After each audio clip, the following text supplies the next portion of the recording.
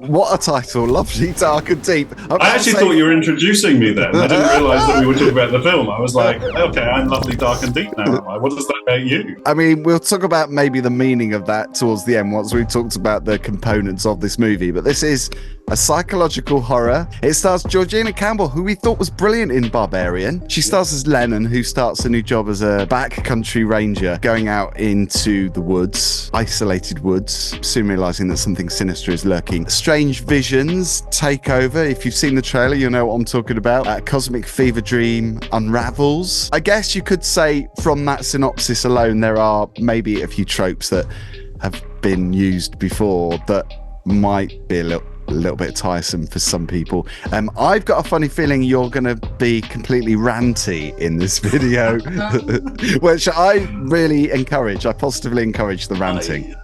I honestly, I don't know if I can be bothered to rant. It hasn't made me angry enough to rant. It's kind of because I just didn't care about it enough, to be frank. So it's a meh rant. It's a meh rant. Hashtag it is. I'm shrugging. You know, I'm definitely doing a Gallic shrug.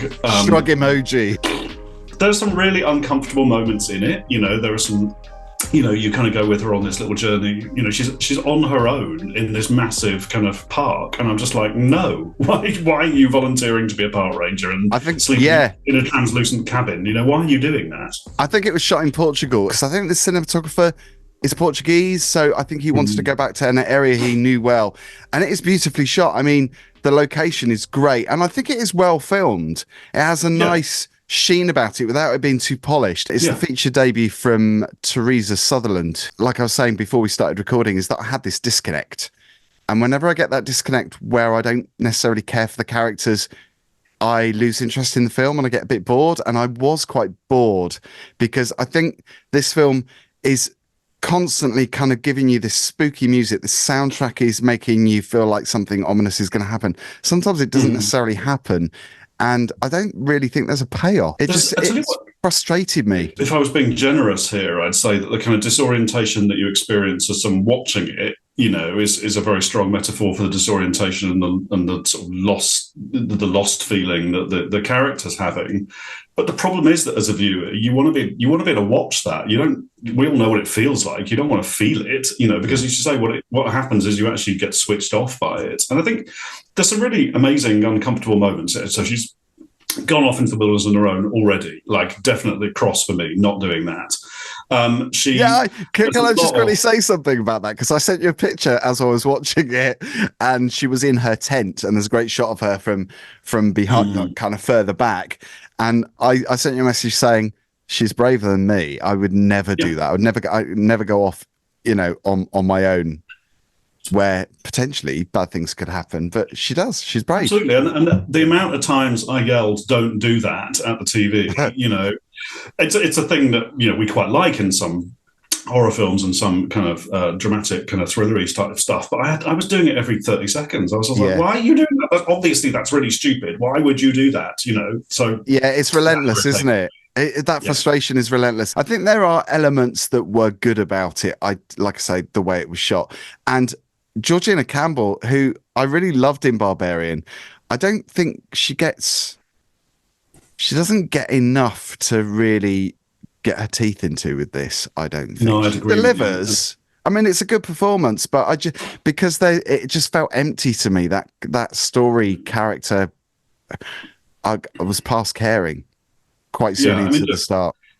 She is, you know, she's getting these kind of flashbacky things about her childhood, and obviously something really traumatic and difficult happened on a kind of camping trip or on a kind of hike or whatever, you know, something similar in a similar environment to where she is at the time. So I just felt it's lost its way, you know, this film very early on, and just didn't get back on track again. It just couldn't do that.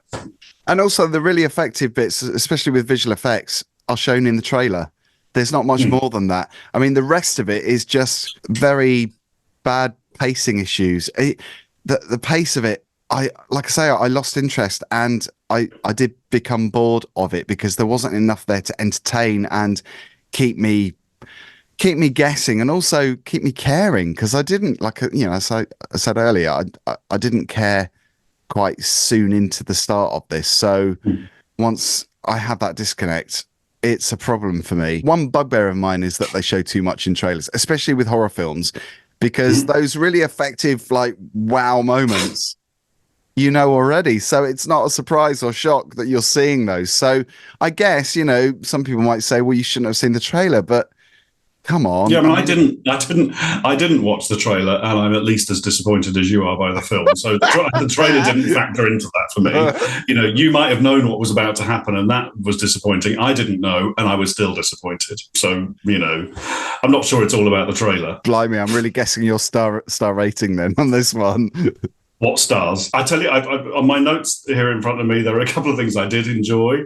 It's a bit of a cliche now, people do it, but like a shot that goes upside down. Oh, yeah. A lot of films are doing that at the moment. Yeah, and there was also a moment, again, in the trailer, so it's not so much a spoiler, but you see Georgina Campbell. I think she's reaching down for her walkie-talkie, and you see in the background, obviously, because you're concentrating on Georgina Campbell's character, Lennon, and in the background, this figure is crawling down the tree, and that was really effective. That was kind of like, like hairs on the back of the neck stuff. But daft things like, you know, dropping her radio on the floor and not going back to pick it up, you know, when you're on your own in the middle of the wilderness. It's like, well, you might need your radio, you know, that's obviously really stupid. The title, can we explain the title? Lovely, Dark and Deep?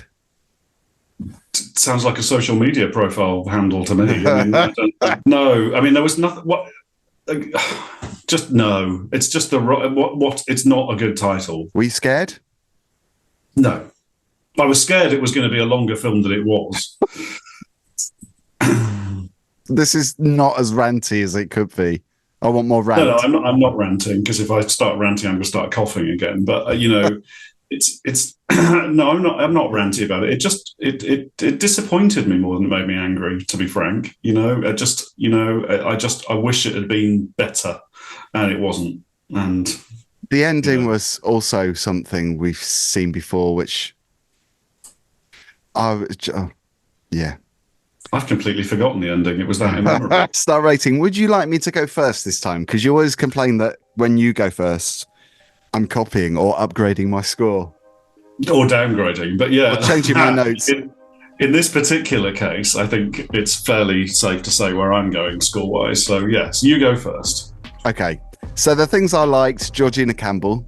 I think she's a great presence. The cinematography was great. It looked gorgeous. Even considering actually a lot of it was daytime shooting. Still had a certain amounts of unease about that, considering it was daytime, which I think is quite a clever thing. Like you said, the up-down shots and a couple of the scenes were quite chilling, but not much more than that. So it is definitely a below midway mark for me. So it's 2-star. I got frustrated by it, which is a shame. Yeah, I was bouncing along the bottom with this. This was going to be no stars. Bouncing along whose bottom?